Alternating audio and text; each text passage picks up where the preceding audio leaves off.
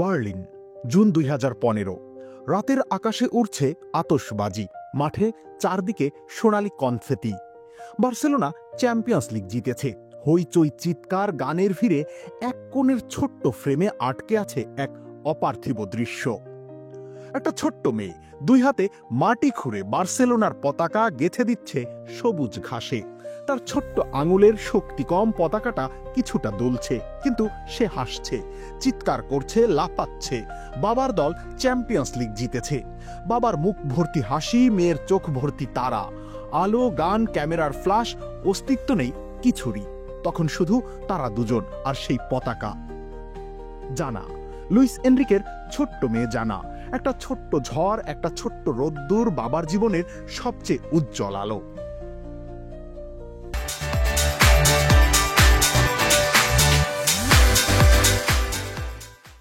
কিন্তু গল্পটা থেমে যায় 2019 সালের আগস্টে। 9 বছরের জানা হারিয়ে যায় পৃথিবী থেকে। এক অদৃশ্য শত্রু, হাড়ের ক্যান্সার, নিয়ে যায় বাবার সব থেকে প্রিয় স্বপ্নটাকে। হাসপাতালের বিছানার পাশে বসে থাকা বাবা, একসময় যে চ্যাম্পিয়ন্স লিগের ফাইনালে ঠান্ডা মাথায় স্ট্র্যাটেজি সাজাতো, এখন দিশেহারা, ছিন্ন ভিন্ন। বন্ধ ঘরের ভিতর ছোট্ট জানার খালি বিছানা, খালি স্কুল ব্যাগ, খালি চুলের ক্লিপ, আর বাবার চোখে শুকিয়ে যাওয়া কান্নার রেখা। বাবার কাছে পড়ে থাকে শুধুই শূন্যতা, যেই শূন্যতা কোনো ট্রফি, কোনো স্টেডিয়ামের উল্লাসে ভরতে পারে না। কোচিং ছেড়ে দেন তিনি, নিজেকে গুটিয়ে নেন, ঘর বন্দী হন, কিন্তু জানা থাকে। জানা থাকে প্রতিটা নিঃশ্বাসে, প্রতিটা রাতের স্বপ্নে। বছর কেটে যায়, ক্ষত শুকায় না, জীবন থেমেও থাকে না। লুইস এনরিকে প্যারিসে যান, পিএসজির কোচ হয়ে ফেরেন মঞ্চে। কিন্তু এবার ফুটবল শুধু ফুটবল নয়, এটা এক অসমাপ্ত গল্পের দ্বিতীয় অধ্যায়। আমি জানাকে নিয়ে মাঠে নামি, বলবেন তিনি। ওর শক্তি আমার সাথে আছে প্রতিদিন। প্রেস কনফারেন্সে যখন জানতে চাওয়া হয় কিভাবে এতটা ভেঙে পড়ার পর ফিরে এলেন, তখন চোখে এক বিন্দু জল চিকচিক করে ওঠে, কিন্তু ঠোঁটে থাকে হাসি। আমি খুব ভাগ্যবান, 9 বছরের জন্য জানা আমার সাথে ছিল। শেষমেশ আসে সেই রাত, 2025 সালের চ্যাম্পিয়ন্স লিগ ফাইনাল। পিএসজি বনাম ইন্টার মিলান। বড় পর্দায় বারবার দেখানো হচ্ছে এনরিকের মুখ, কঠোর, স্থির, কিন্তু ভেতরে কোথাও এক অদৃশ্য আলো জ্বলছে। এক ছোট্ট তারা যে আকাশ থেকে তাকে দেখছে।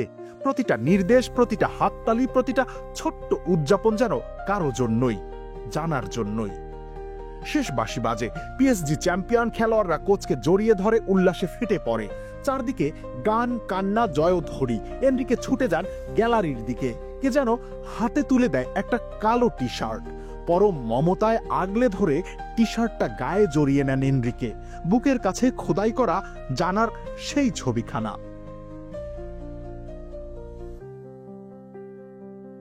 সব আলো নিভে গেলে এনরিকে একা দাঁড়িয়ে থাকেন পিচের ঠিক মাঝখানটায়, বছর 10 আগের মতোই। আকাশের দিকে তাকিয়ে খুব ধীরে হাত তোলেন, যেন কোনো অদেখা শিশুর দিকে হাত নাড়া দিচ্ছেন, যেন বলছেন, দেখলে জানা, পাপা পেরেছে। এটা কোনো ফুটবলের গল্প নয়, এটা হারিয়ে ফেলা আর হৃদয়ে বয়ে বেড়ানো এক স্বপ্নের গল্প। একটা ছোট্ট হাতের, একটা শূন্য বিছানার, এক থেমে যাওয়া হাসির গল্প। লুইস এনরিকে জানেন, কোনো ট্রফি, কোনো জয়, কোনো মঞ্চ সেই শূন্যতা ভরতে পারবে না।